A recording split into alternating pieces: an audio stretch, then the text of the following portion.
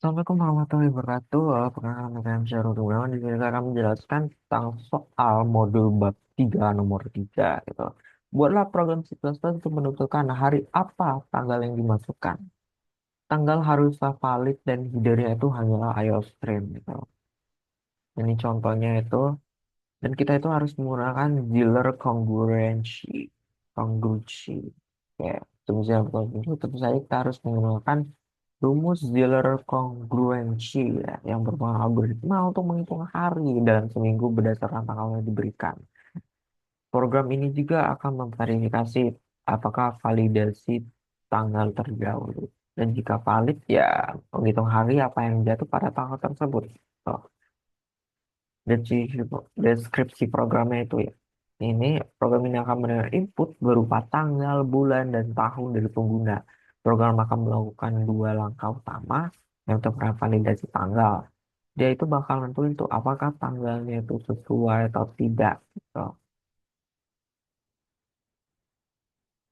Tapi sebenarnya kalau kita pakai ini juga nggak masalah sih sebenarnya. Tapi memang kalau tahun kehabisan itu kadang menentukan juga ya.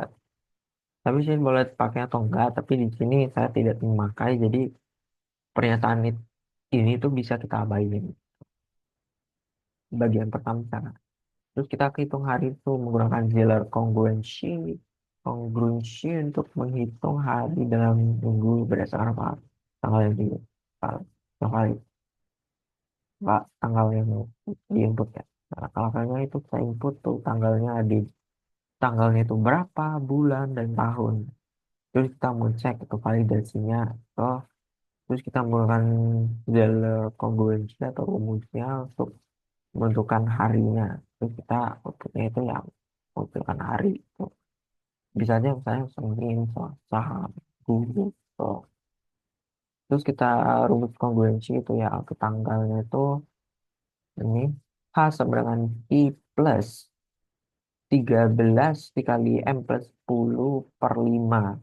Dia itu bakal nampilin kayak bilangan bulatnya aja gitu. Kayak kayak 2. Kita anggap aja hasil dari itu 2,4. Berarti dia cuma nampilin 4.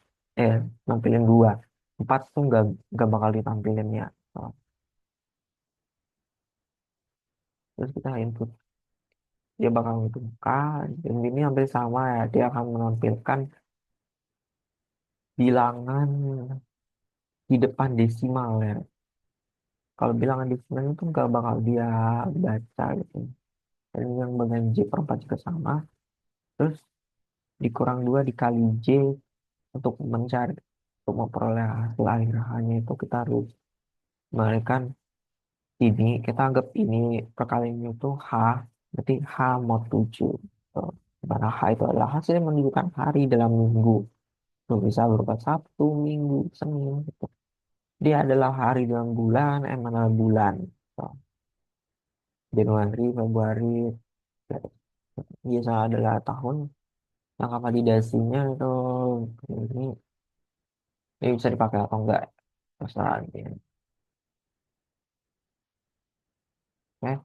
Untuk kedudukannya yang bisa kita mulai, variabel yang bertipe integernya itu ada H, Q, M, K, J, hari, bulan, tahun. Gitu. Setelah itu kita akan kita akan menyimpan nih, variabel dari hari, bulan, tahun dengan menggunakan read itu ke dalam data gitu.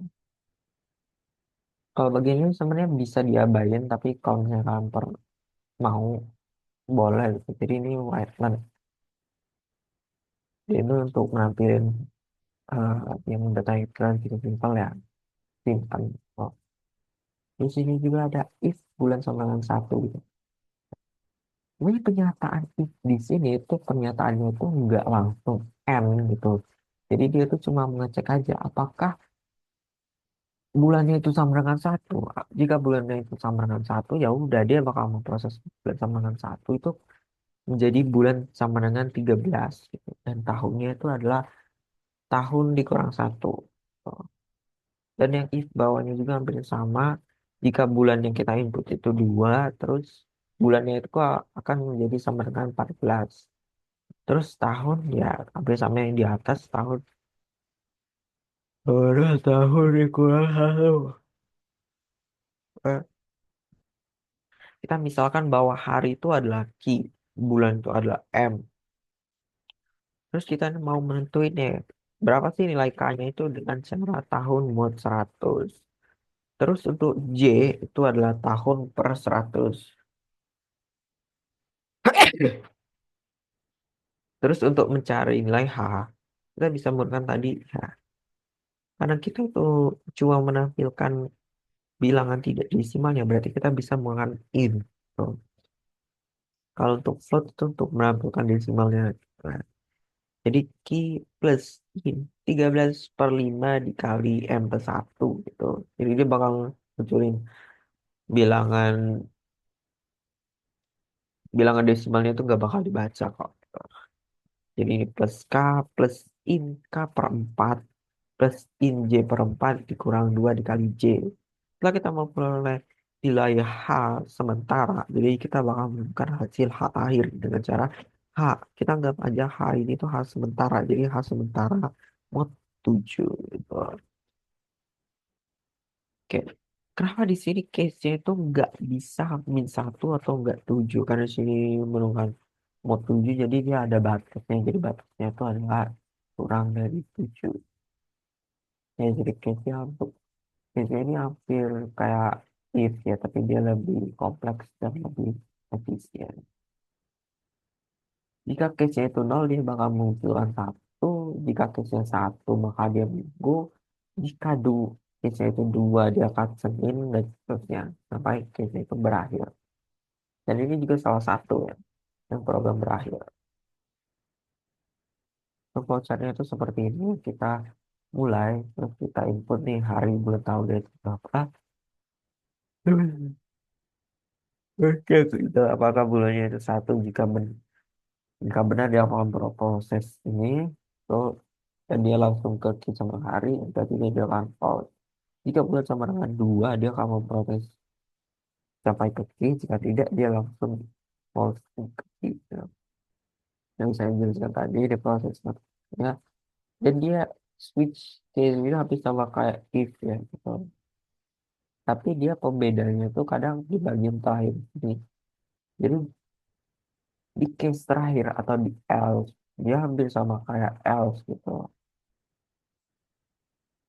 Dia langsung ke program output dan dia end. Itu gambar programnya itu seperti ini. Tuh kita mulai header item stream using std itu untuk eh penulisan codingnya atau pengetikan yang lebih efisien. Dan untuk menampilkan input outputnya, tipe integer ini data yang mungkin integer, si out si in, tuh untuk menampilkan output input, tuh yang untuk menyimpan, pernyataan kondisi untuk ya jika valid atau tidak, itu ini proses matematikanya. Ini untuk ini untuk menampilkan itu ya. Ini each case, case-nya, dan juga ini outputnya.